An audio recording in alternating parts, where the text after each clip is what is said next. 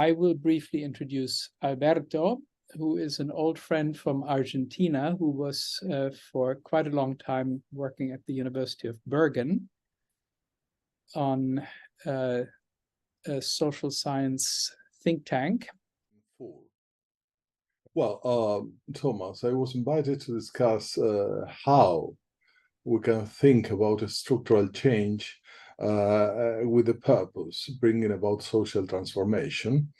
And I will try to do so by getting theory, high level of abstraction and theory, close to the field where some of the transformation are made in a small town in northern Argentina.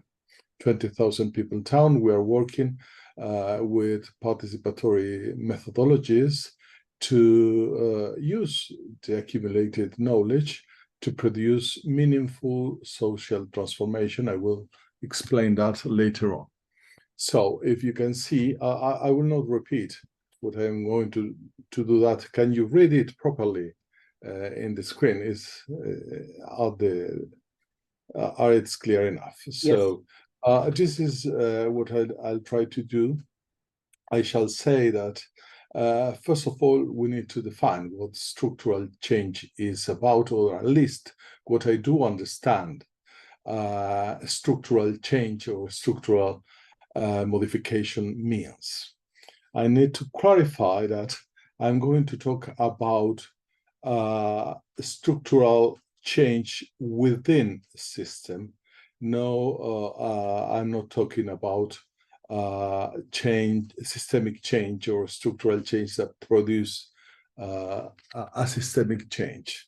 In this way, you can imagine that what I'm saying now is that I have a standard definition of what a system is, and it is that a system is composed basically by two elements.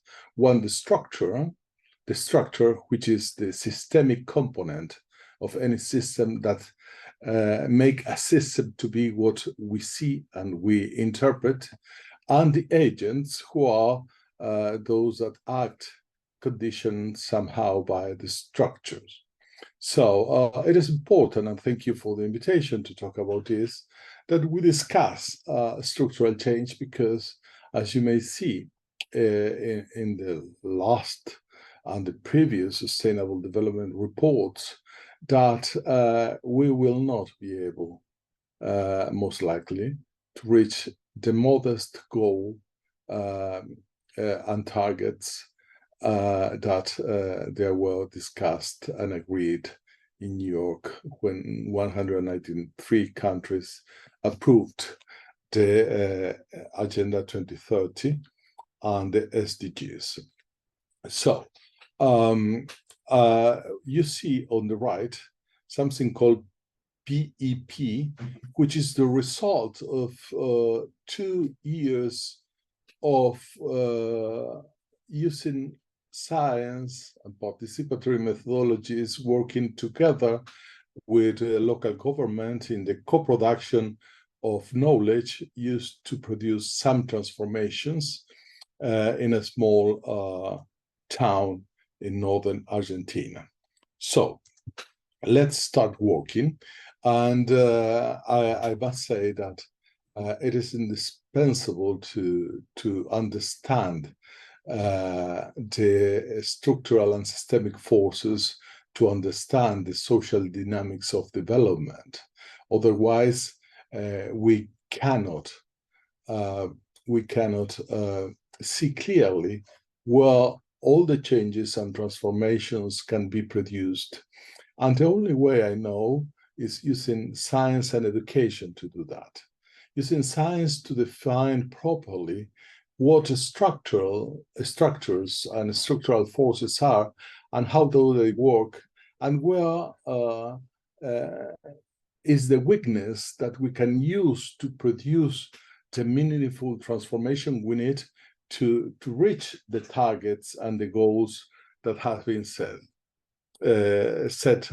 by United Nations and 193 countries.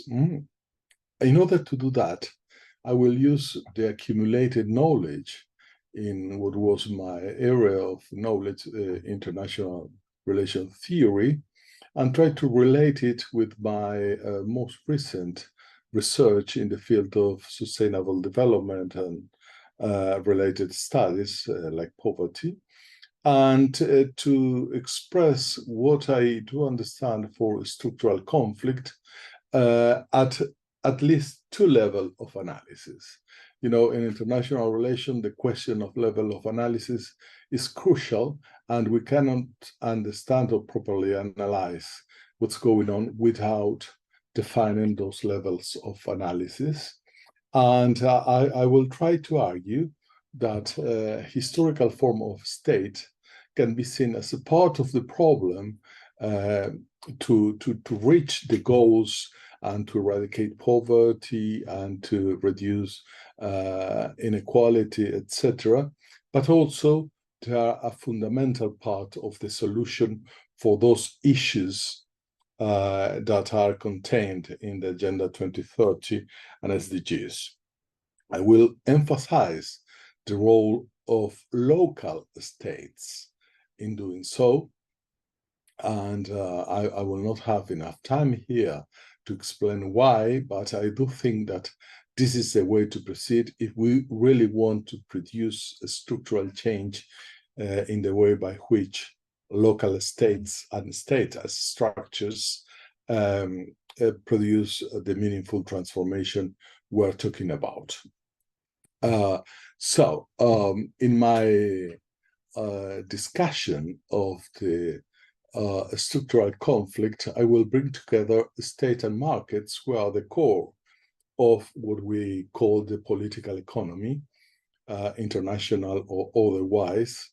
And I like to share with you something that is, for many, quite obvious, but not so obvious for much more people, and that we are dealing with invisible concepts.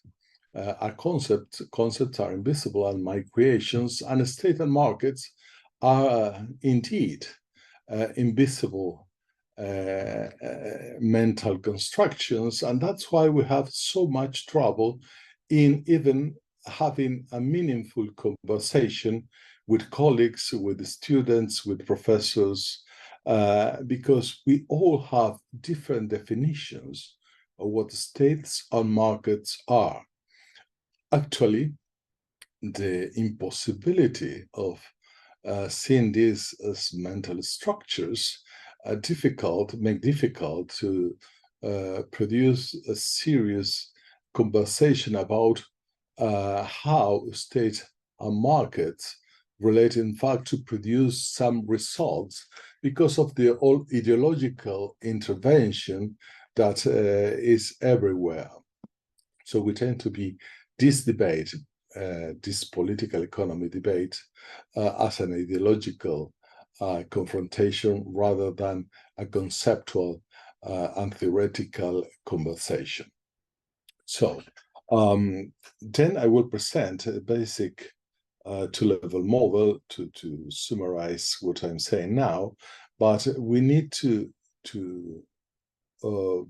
have clear that the structural forces we intend to identify in order to produce the change we are talking about are substantially different at national and international level due to the specific characteristics of each system. And this is important. I will, even though I will focus on the local level, it is important to have in mind this substantial difference, and then that it is important to make clear that even though I do believe that the structure agent debate is one of the most important debates in social sciences and in social theory, I will not be able to fully develop it due to time limitations. However, I like to stress this the issue that the organizing principle that make a structure what it really is in a systemic analysis, differs substantially because of the principles that inform those structures. And it's important to see that the state is based on an hierarchical organization of its tangible elements, and the tangible element of an invisible structure are precisely those elements that can be observed in reality, like the constitutional order that was, for instance, discussed by the previous participant, government, territory, and population. Those are the four constitutional tangible elements that have been classically identified by the theory of the state. And the role of this structure, that is the state, is to create and distribute power in socially organized orders. But the markets are a completely different beast, in the sense that it's the opposite, a non-hierarchical structure, and therefore this is one of the ways the structural conflict emerge. And this is something that we need to pay attention, because this structural conflict is a very important source of change that we need to focus, particularly in a time where we realize that we are not producing the results that we like to see in relation to the SDGs and the Agenda 2030. So it is important to visualize where the sources of change are, particularly if you want to produce a change. So this is basically the model I have in mind when I tend to use systemic theories and approaches to change. And basically, we have two levels here: the national system level and the international system level. And the point I want to make here are these levels are different in structural terms. Why? Because in terms of political economy, of course, because a state as a structure, as I said before, is quite different to market as structures because of the ordering principles that govern the idea of each structure in conceptual terms. And what's important here is to identify where we can operate in order to produce change. And it is, as a result, I don't want to make it quite long, but a result of the analysis I've done during the past 20 years, I can argue that the place where we can start thinking about change are those territorially exclusive governance structures with regulatory and policy-making capabilities, that is the state. And the state at a national level, because when we talk about the international system level, we have a completely different kind of structure. Why? Because the governing principle in the international level is anarchy. Anarchy not understood as a lack of order, but as a lack of a common ruler, or have a loose also constitutional order, which makes very difficult to operate successfully there, particularly for the less developed countries and the less powerful units of that system. So this two-level model is understood here as a simplification of a theory, not as a simplification of reality, that are used to further develop the argument before.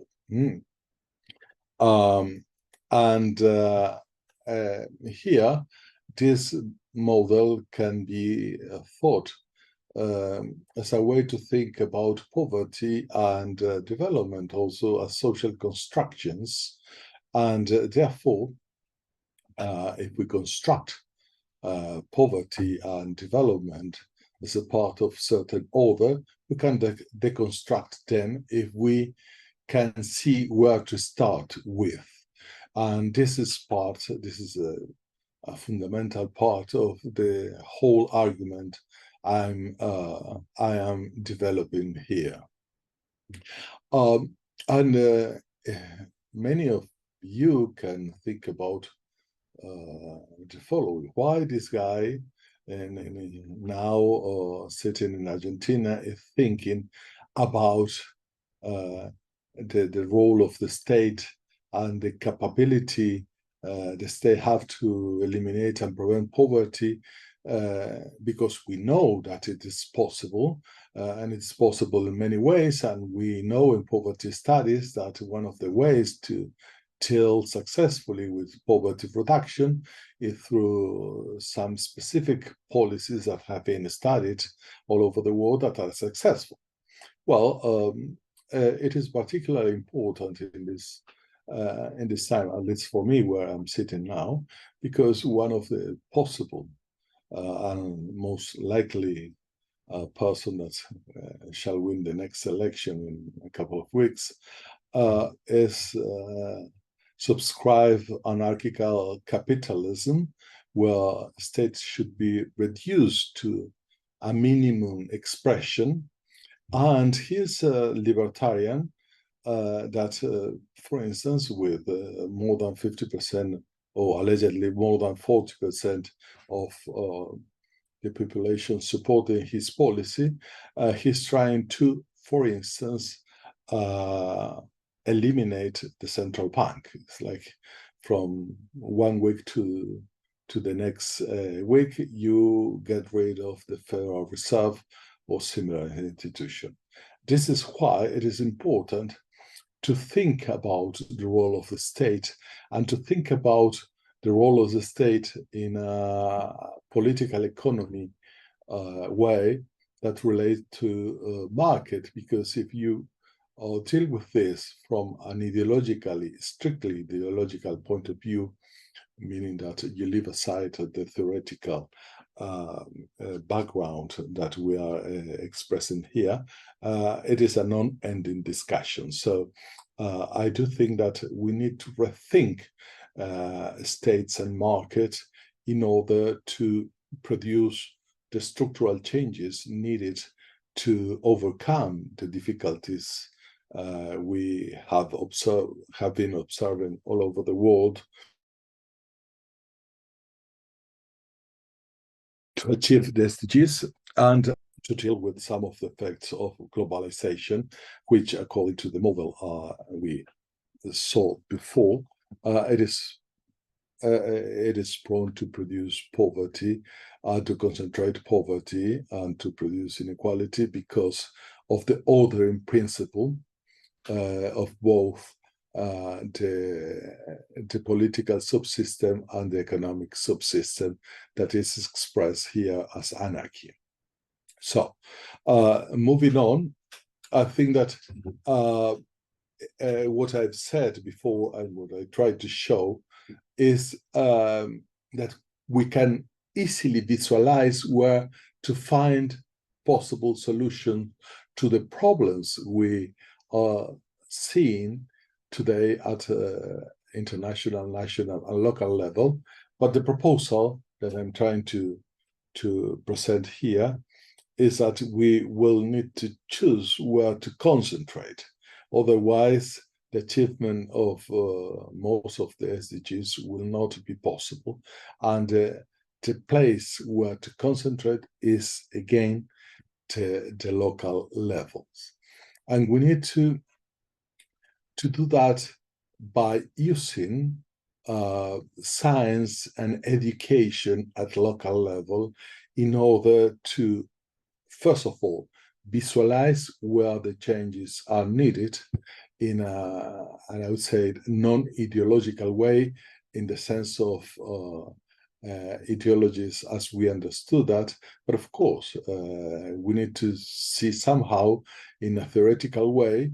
And I've been doing some experiment in those small communities, particularly where we are doing our pilot in Vera, Santa Fe.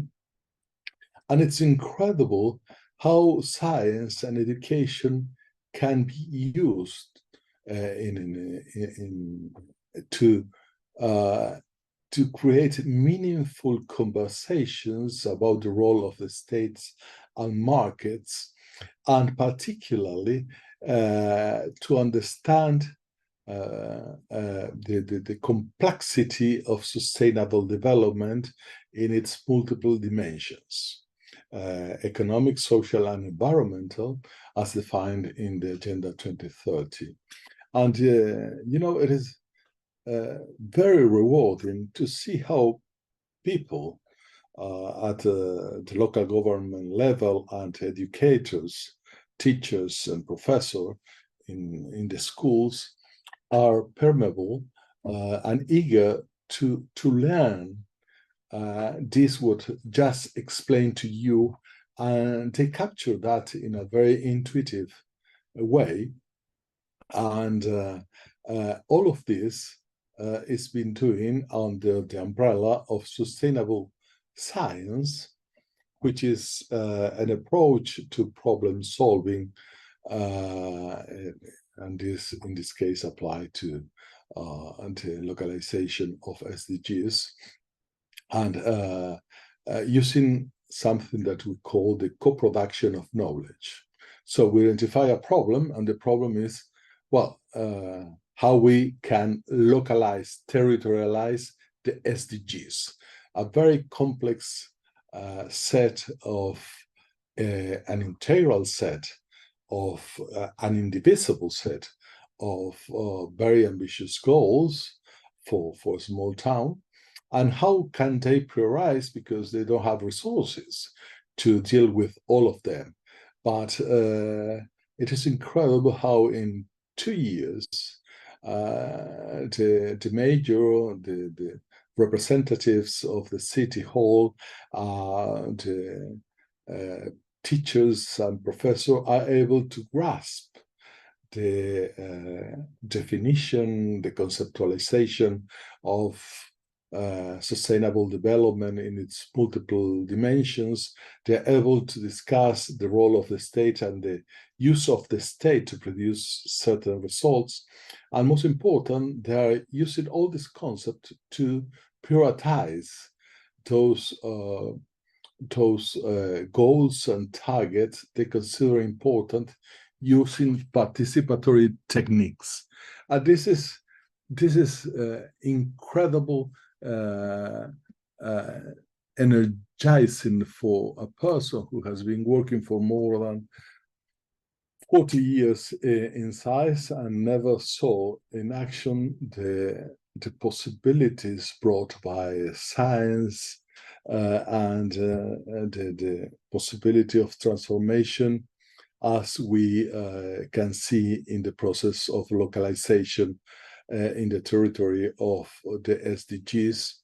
And doing that, we were able to produce again new discussions about development, diversities, resources, to set goals that were condensed in something that you will see. But basically, it's this book that was entirely produced by the locals. I had almost no intervention in producing that book, editing that book, or nothing like that. But co-production of knowledge was working perfectly in this case, because we can see that they were able to elaborate a plan, even without the participation of my team. So this is again very encouraging, and we can see again that the local state structures are able to deal with these very complex, wicked problems, even though they don't have the elements or the tools of national states that are able to politically produce changes in taxes, elimination of capital flight, proper policies, which is also something we need to discuss in another opportunity, of course. Those are necessary conditions for the structural change we are talking about, the structural change within the system, but those are necessary conditions, but not sufficient one to produce the change at the local level. And what's most important in this experience we are then talking about is the educational part of this. And this is very important because our project has 3 pillars. One is the co-production of knowledge with the local government. Second is the co-production of knowledge and implementation of education for sustainable development in the schools, particularly the tertiary schools that educates the future teachers and professors. And the third pillar is social communication, which is a tool to mobilize the local society as a part of comprehensive strategy that make the local states become part of the solution of the problem. But in a quick note, let me tell you that you can read on your right what SDG number 4 is all about. And let me tell you that, surprisingly, the Argentinian state and the provincial state where Vera is did not prioritize, did not adopt this SDG 4.7.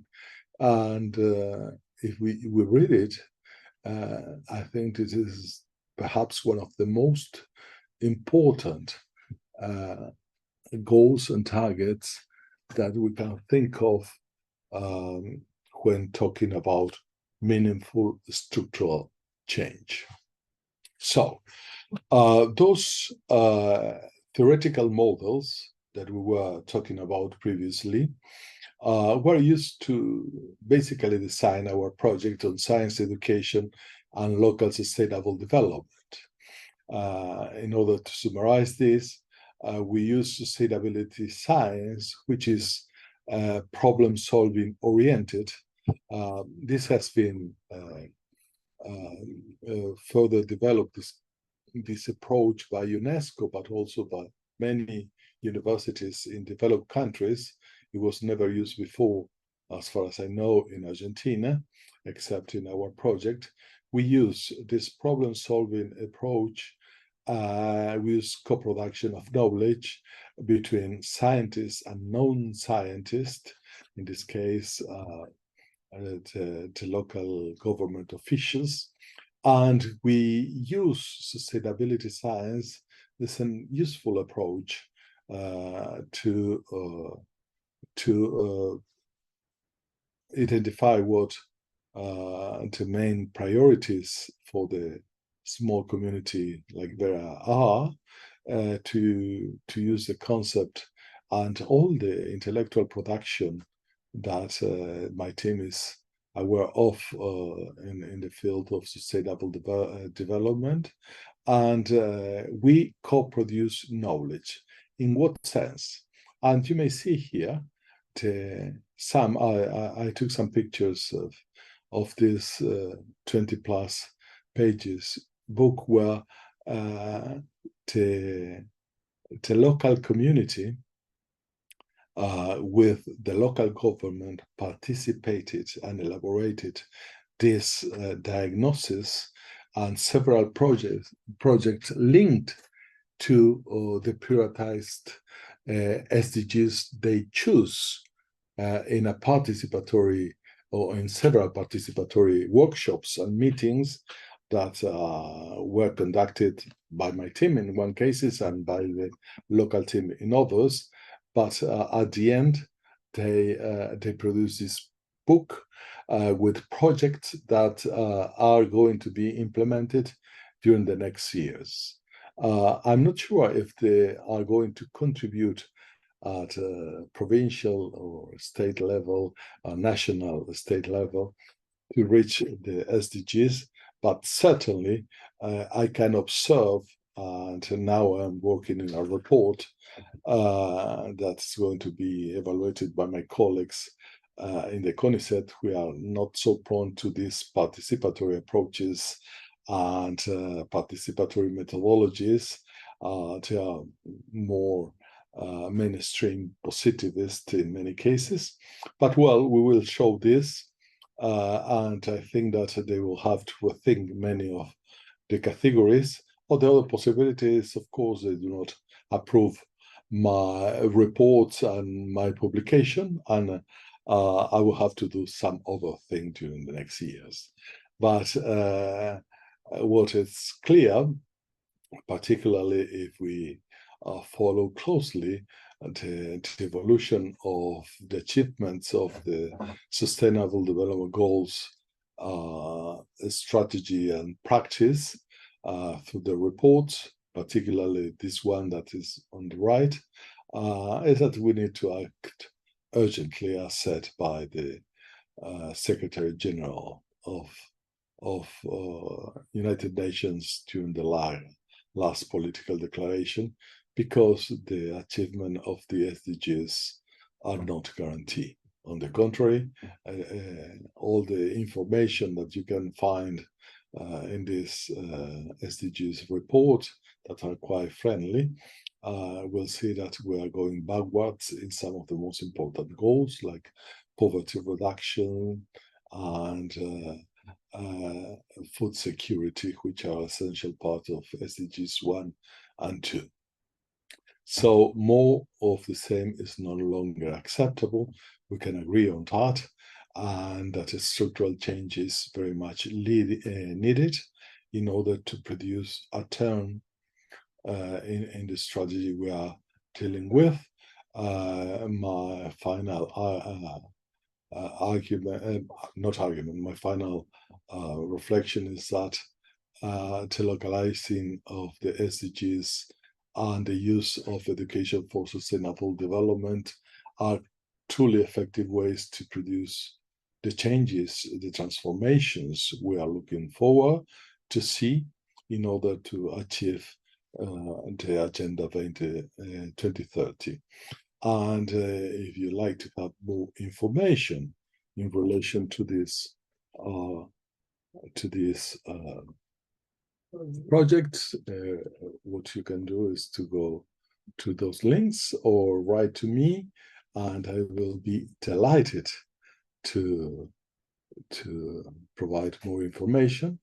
And if you like to discuss more in detail what I just said, we can do it. But I can think of better ways of spending a Friday evening or night, depending where you are located. But I'm fully available here for you. Thank you very much for your attention. And I am here. Is Thomas there? We are still. I am here. Still okay. And maybe, well, let's see whether there are any questions that involve the PowerPoint. If not, we can potentially just go over to discussion. Okay. stop sharing my screen. Okay. So Super. Any questions, comments, thoughts? Yes, I would have one. And thank you so much for the presentation. I mean, one question, we are talking for a long time now about the SDGs and previously about the development goals, right? Since, I mean, in the light of your presentation, do you think we should still keep those as milestones? I mean, are they working, or should we invent something else than the SDGs? And you know, the question comes also in the light of working in development and interacting with many NGOs, and of course they have on their websites the you know, the SDGs. We are tackling this or that SDG, but then when you look at the way the financing is happening, and then that it's usually project based, year after year you have to look for funds, etc., then you realize that actually is no impact in there. Yes, when you count all the initiatives and projects that are, let's say, saying that they are tackling SDG number 4, you would say, oh, we are good. But then if you look at the big picture, and then if you go granularly, you see that actually it's a lot of PR exercise, etc. So what do you think in this line? Should we keep it and reinvent it and then try to enforce it, and or we should invent something else? Thank you so much. Oh, thank you to you, Mihai. Thomas, shall I discuss? Shall I answer now? Yes, please. This question, which is very interesting. Keep them or not?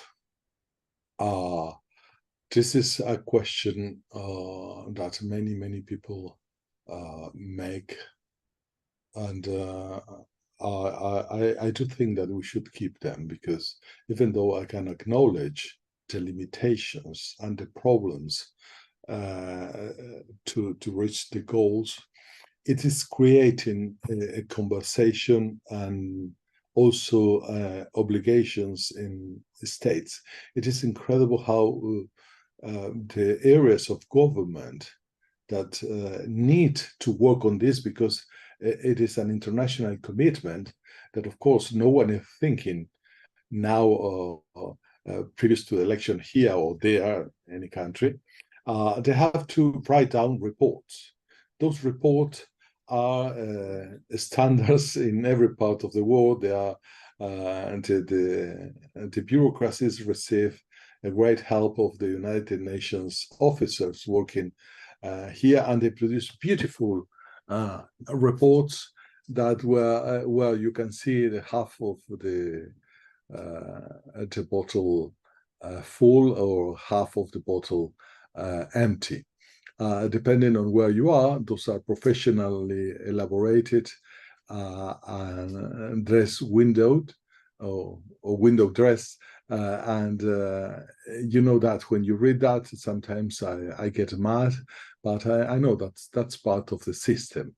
They try to manipulate reality in a way to present it in a beautiful way, saying that, well, we governments try to reach the goals, but you know, the pandemic, the inflation, the economic crisis, the El Nino or La Nina or whatever climate crisis produce, they find justifications for everything. But this is not important in my experience. What's important is to see young people that sometimes they don't read a 2-page paper, start being interested in how to deal with the economic dimensions of development, which they need in order to work after they finish school. They need to think about economic growth and economic development, but now they are thinking it in relation to social and environmental dimensions, and they are capturing a complexity that otherwise they wouldn't be doing that if we do not work conceptually this, and if they do not start discussing this. And I'll give you a few examples of the difficulties, but at the same time the possibilities this offer. In our project, we started discussing the concept of sustainable development, and we tried to get inputs from the secondary school level students. But you know, these students do not read more than 1 page or so, and they do not write in many cases. We're talking about a very poor. So what we did in order to promote a meaningful discussion, we asked them to take photos of what they consider development or the dialectical counterface under development in order to discuss, and we progressively use images and social media in order to promote this discussion. And what's most important, the local politicians saw the possibility of get the youth interest in the development of a small town, which is something very difficult to do. And what I'm trying to say here, Mihai, is that I chose to be optimistic, to keep the SDGs as a way of inducing discussions, inducing creativity, inducing political interest, and producing strategic plans like the one we are discussing. In the past, with Thomas, we had a similar discussion on MDGs, and we produced a book, I think, that is there, and we posed the same question you just posed to us. And the question of development is quite tricky. I've been part of a movement in Latin America very critical of the notion of development itself. We even created the concept of post-development to drastically attack that concept for many, many reasons, some of them very justified. But now I don't see too many relevant conversation in order to deal with the most magnificent crisis we have in our present and in the near future. So it's an important tool we need to consider. At least this is my humble opinion. Thank you so much. Yeah, I also feel the same, and that's why I remain in the development field, and it's aspirational. It's a matter of how do we get more people to, fall in love with, this aspiration of, one or more, several SDGs, of course. Thank you so much.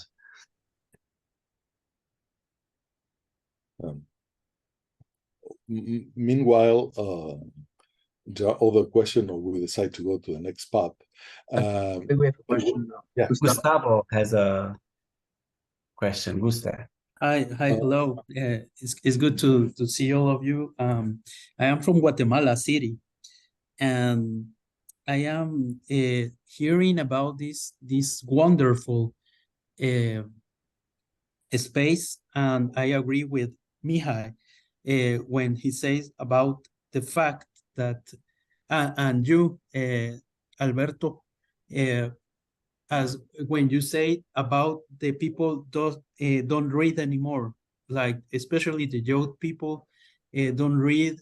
And I work for human rights like society in Guatemala. I've been working for about 10 years or more in this field, so I understand the fact that when we talk about this high level analysis or information, which I always think about the fact that why don't students, as you say, can understand better how the human rights are moving forward to, or thinking about that if their human rights are being achieved, are being accomplished, are being fulfilled by the state. And I understand too that the government, I can talk about from my own context. Well, in Guatemala, we don't have, I am pretty sure that the government doesn't care about what the information that you are saying, the evaluation or how the human rights are moving into accomplishment, if the agenda right now is a very deep discussion about the agenda to 2030, because liberals or not liberals, left or right, they are saying so much about that, so much about the fact that the UN, for example, are pushing rights forward to create liberties in people, which especially for the history of my country, too many people are very, very conservative, and they are trying to limit, even in the Congress, even from the state level, they are not trying not to allow their own develop of these goals that UN promotes. So and the last thing that I want to say is that the fact that we need to think about more about the fact that the social media is a very huge tool right now to make education, especially when you see that the education is getting a change, a very huge change in the way that you as an educator are translating the information to young people. You need to use even TikTok right now to make people understand how the human rights are, or especially when I think the context of Guatemala that we passed last month to the elections, too many political parties have been using TikTok or Instagram in order to educate people. I am going to underline that, but to share information with people. And I think that I was in a space a few days ago in which these people have been educators talk about the fact that what is going to happen with for the books, for the printed books, if they are going to disappear, or they need to improve the quality or adapt the quality of the information that they are trying to educate people. So, and these educators are from this field to human rights. So they are speaking about that, the difficult that is that student, one girl, 10 years, 12 years, understand what is happening with her rights, for example. So for me, it's very important to see your presentation, Alberto. It was wonderful. And thank you very much for listening to me. Thank you, Gustavo, for your participation. But while you were talking, I started to relate your ideas and experience with what we are doing there.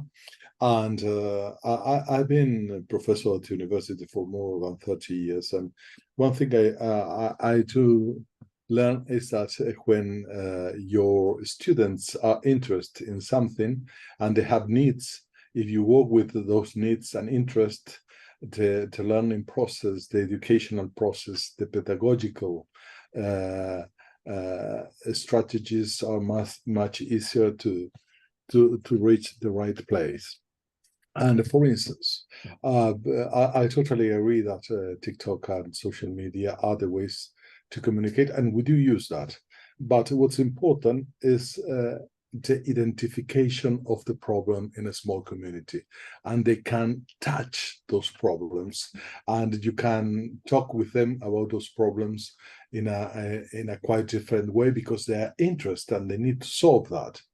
For instance, something that I will tell you very briefly, how we use needs and interest in order to work out a solution using science, education, and co-production of knowledge. For instance, one huge problem that people in Bergen has is a people where cattle is the main business, and a few services and bureaucracy are the main income of populations.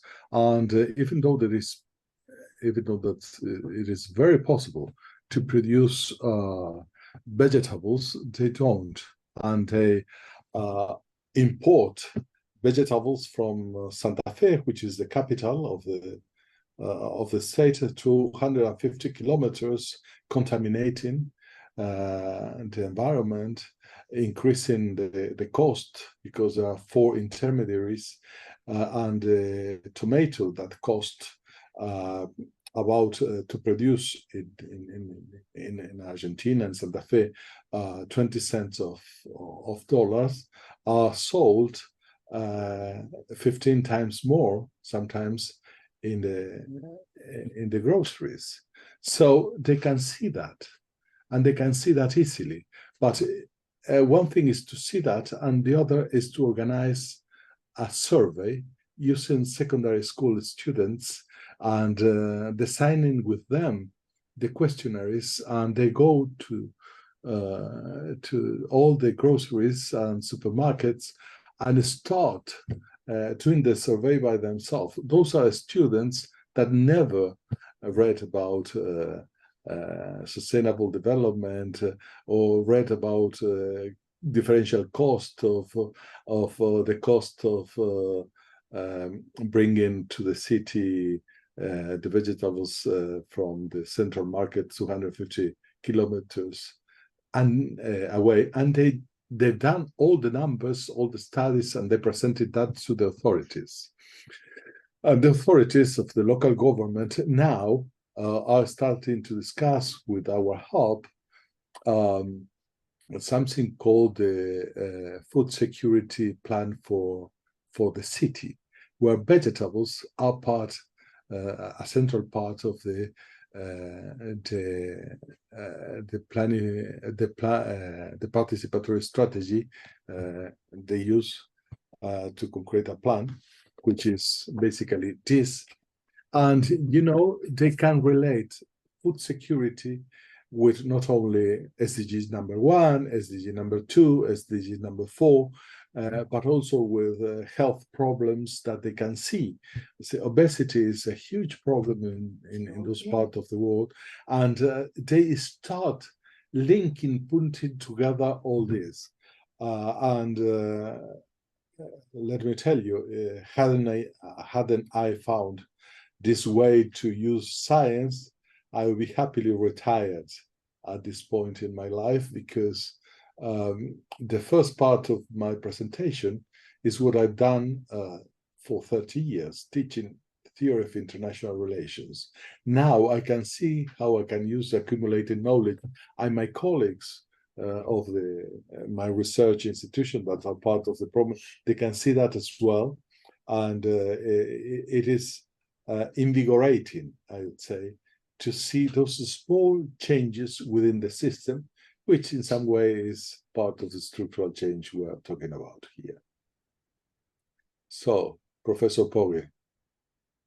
Yeah, what I wanted to ask you is whether there is sort of a bit of a tension between, on the one hand, saying that we should practice development locally, and on the other hand, doing it under the heading of the SDGs, right? You might say the SDGs are a top-down kind of enterprise. There was a central decision-making mechanism.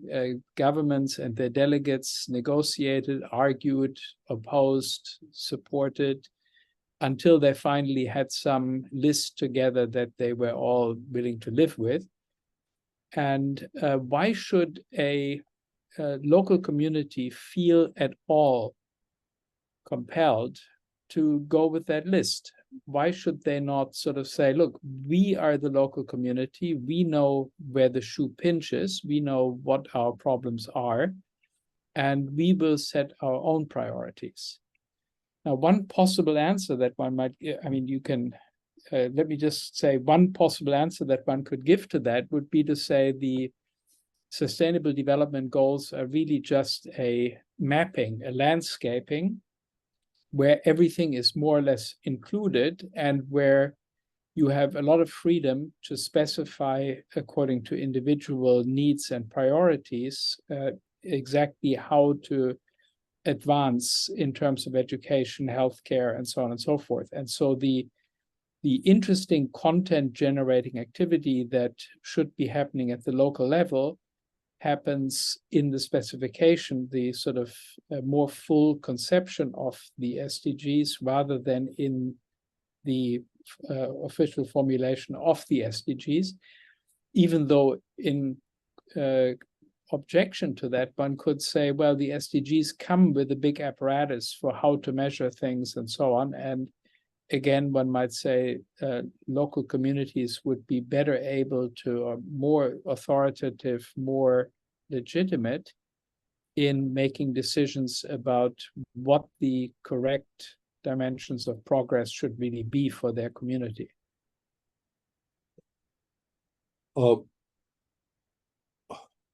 Yes, you are right. The SDGs are kind of compass, the long-term compass for stimulating conversation at local level, where the prioritization of the goals are made. I mean, the goals pursued by the local government are the goals they decided that they need to pursue in the short term, because they're forced to, because they do not have any help from the national government or the provincial government to do that.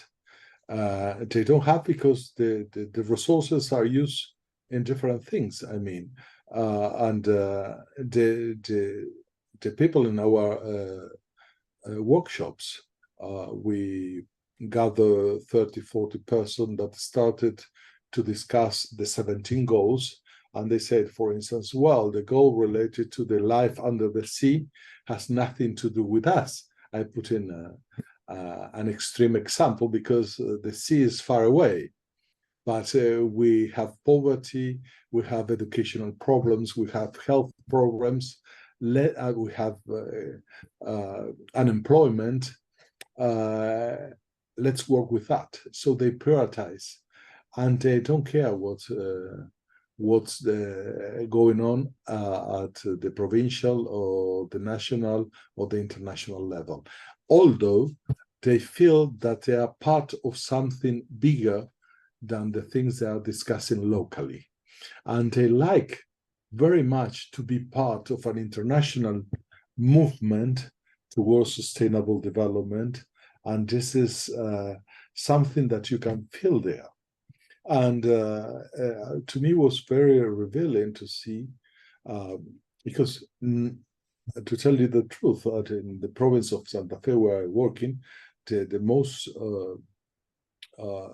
developed movement towards the achievement of the SDGs are located in the largest city, Rosario, more than 1 million of inhabitants, in a very small scale, in the capital city, which is Santa Fe, 300,000 inhabitants population. And in smaller cities, there is nothing about SDGs. And because of the progress made by Vera in that local government, even though the state government was from another party, the mayor of the city was invited to the COP in Egypt to present because it was the only one. I mean, person from a poor city invited to present what has been done.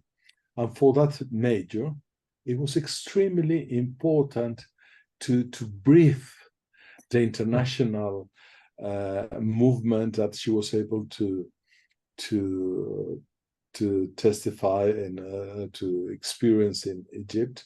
And when she got back, all the things she had learned is part now of the local discussion. I know this is just a pilot. We cannot generalize. It's unwise to do that. But in any case, it is experience that we need to reflect about the usefulness of this and the ability the local governments have to decide what is best for them, to prioritize and use the resources for not all the SDGs, even though they are an integral part. But this is something that they skip. What's important for them is to use, I would say, the idea of sustainable development, to think about present and future, and to plan accordingly. And this is much more than I expected before I started the project there.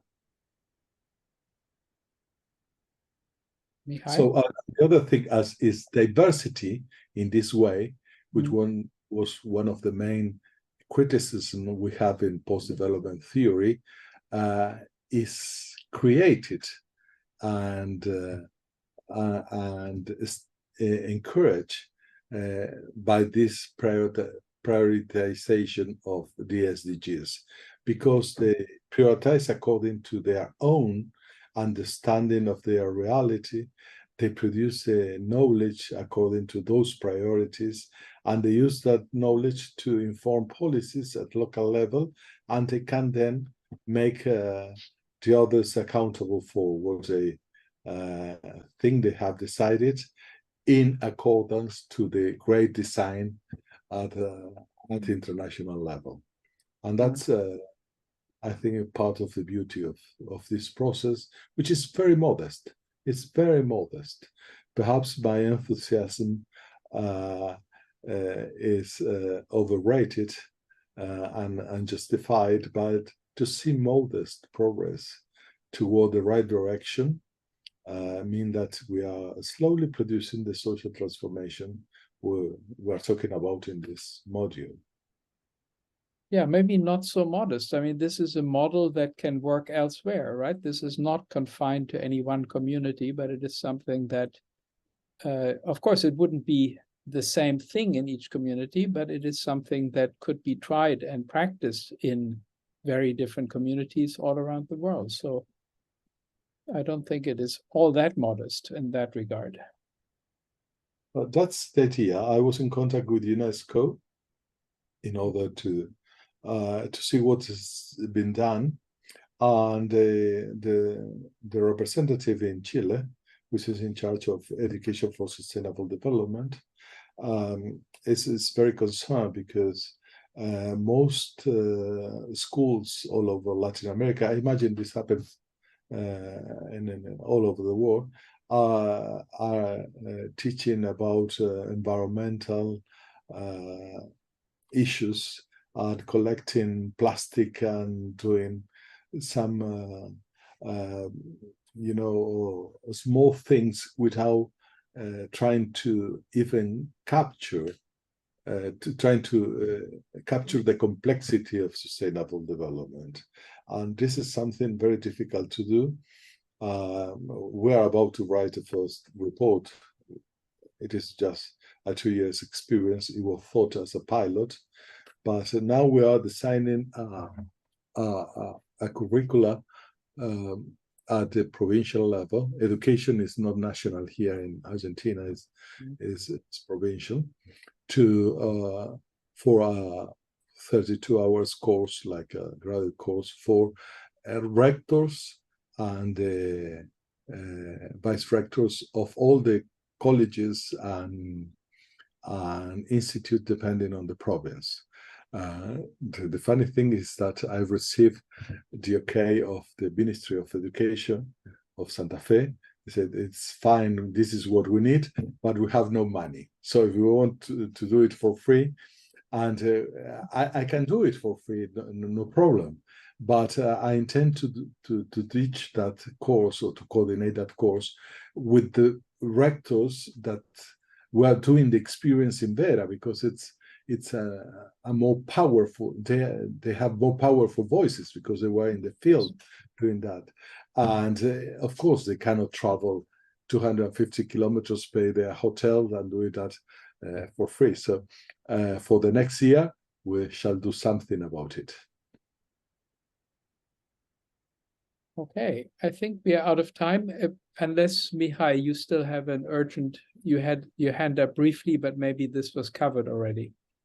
No, I mean, it's not something urgent. I was just remembering when you've mentioned, Alberto, about the, the example with those young people that were selling their, goods somewhere there, but they did not know that they are participating to an SDG or something. So it's a matter of translating these big words in something that is very tangible. And I of course, I connected to the project that we have and I'm working on with the indicators of democracy that both Gustavo and you, Thomas, you of course, you know about it, whereby we are trying to translate indicators of democracy in the common language. I mean, to let people know in small communities that the freedom of movement, it's actually it's part of democracy.